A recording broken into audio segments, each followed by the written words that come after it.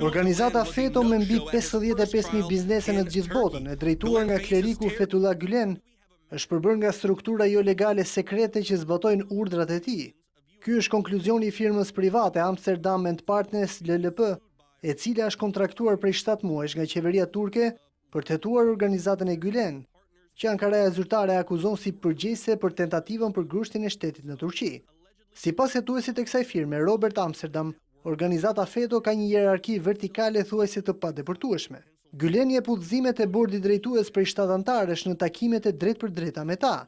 Më pas të urdhra kalojnë te komitetet konsultative, të cilat i përhapin udhëzimet drejt shefave rajonal ose imamëve që funksionojnë në shtete, qytete, rajone, provinca, mësues shkollash dhe më pas këta të fundit indoktrinojnë studentët. Oficerët ushtarak, burokratët dhe biznesmenët që operojnë në poste të ndryshme shtetërore, të cilët kanë dalë nga këto shkolla, thot Amsterdam, i zbatojnë këto urdhra për llogarit Gülen. Por Amsterdam pohon se ka një paqartësi sa i takon shpenzimit të shumës prej 500 milion dollarësh që vinë si mbështetje nga qeveria amerikane për rrjetin e shkollave në Kaliforni, Texas dhe Oklahoma.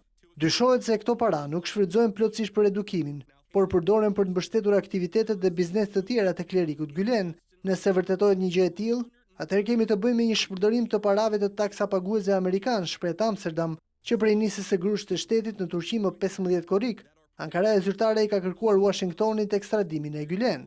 Qeveria turke mund të përdorë raportin e kësaj firme private për të mbështetur akuzat e saj mbi klerikun si orkestruesin e kryengritjes në Turqi, që humbën jetën të paktën 240 persona.